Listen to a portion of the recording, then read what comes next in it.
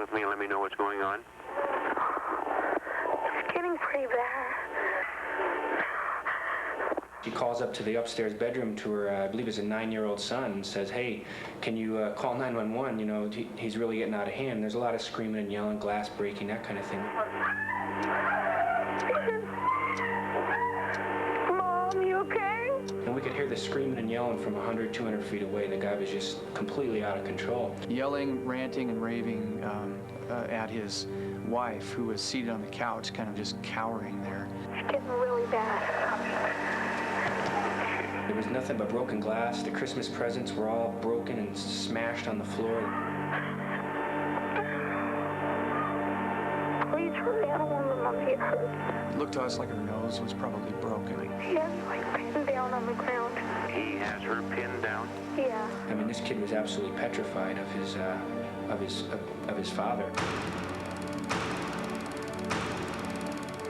I, of course, by the time the police got there, was hysterical. I thought I was going to have a heart attack. I was so upset and terrified. The batterer is totally calm and controlled and is saying, you know, you got to help her. She's hysterical. He kept me under surveillance. He wanted me to keep a list of everybody I called and everybody who called in, where I spent every cent, everywhere I went. What we know about domestic violence is it's about power and control. Being a battered woman is about being a prisoner of war. Probably the most effective thing is to tell the victim, you know, I'm concerned for your safety. I really care about what happens to you, and you don't deserve to be abused. This is not about negotiation. This is not about mediation. It's not crisis. This is a crime.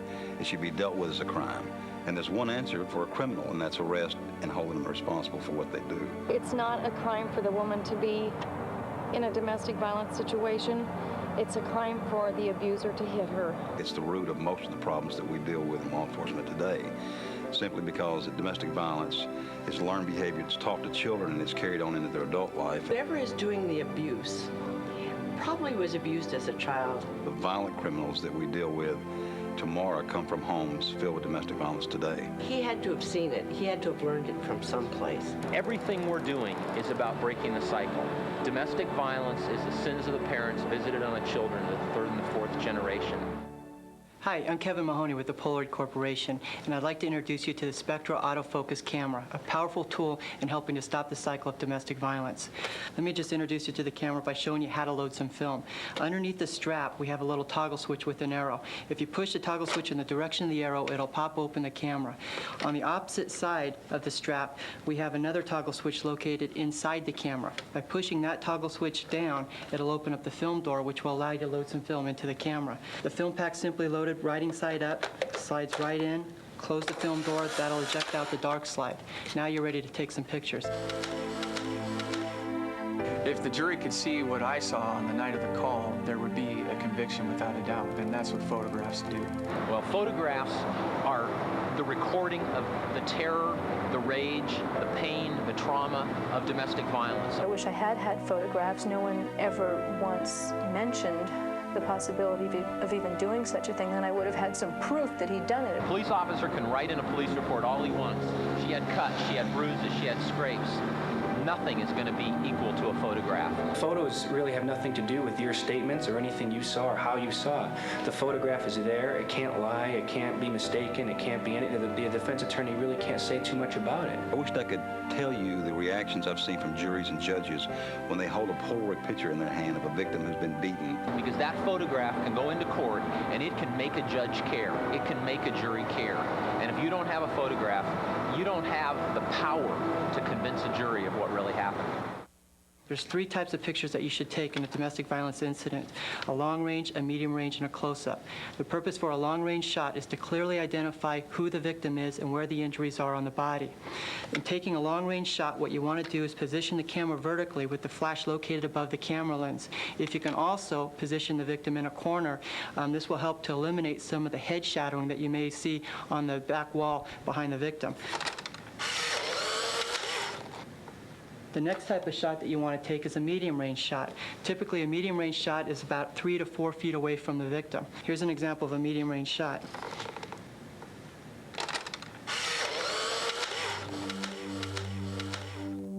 Battered women say things and do things that may cause us to believe that they don't want help. Their very lives and the lives of their children are at stake when they cooperate with me. When some stranger walks into the middle of all of this, you're not likely to trust them. If our intervention system says, well, if she doesn't do this, then we're not going to do that, or if she acts this way, then we're not going to help her. If we have a system like that, we'll never intervene, we'll never stop domestic violence. The goal of our domestic violence assault investigations to produce a victimless prosecution. In fact, our highest conviction rate now in our jurisdiction is when the victim comes in and testifies for the batterer. You can't control the victim, but you can take the pictures and capture the moment. If you put the victim in charge of this intervention, you're telling the batterer that all he's got to do is threaten, manipulate, control her, and the case will go away and he won't be held accountable. But if you put the focus on him, you can stop the violence.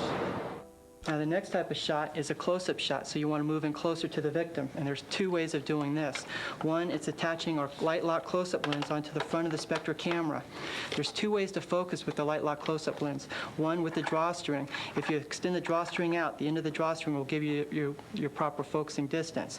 The second way of doing it is with the blue light on top of the light lock close-up lens. By pushing that blue light, that will give you two crescents.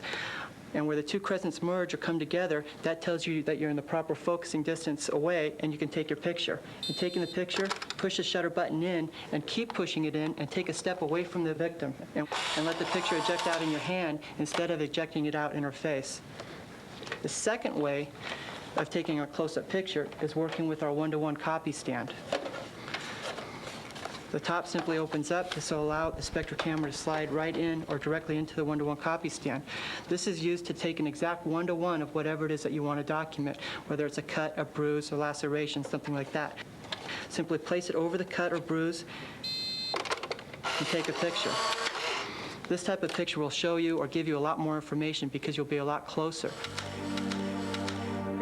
If you look at every misdemeanor case as though it is a homicide, and that every piece of information and evidence is crucial to the prosecution of that case and holding people accountable, then you're going to be in pretty good shape. When you go to a domestic violence scene, everything you do there, you're trying to keep in mind that you're going to have to go to court on this, so you're doing everything to prepare for that court date. It's a lot cheaper to do this process right, to document, to build the case, to successfully prosecute and intervene. That's a lot cheaper than waiting until you have a dead body and prosecuting a homicide case. But you have to sort of tell the story of the whole incident with photography. You have to walk through that entire case from the photograph of the front of the house to identify where you were, to the front door that had been kicked in, to the screen door that had been ripped off, and the glass of the one that had been broken out, the telephone that's been pulled out. To try and capture a broad picture of the scene and then to focus in on details. Everything has the potential for being photographed. You take a picture of the kids. Just the kids present at the scene is a powerful image that we need to get into the court system. I've had judges tell me, you've made it very easy on me, officer, because you documented your case. You brought me photographs. I can see, I can feel, I can hear, I can touch this crime scene. You've actually transferred it from that person's living room into my courtroom. And that's what I want, so I can hold this person accountable.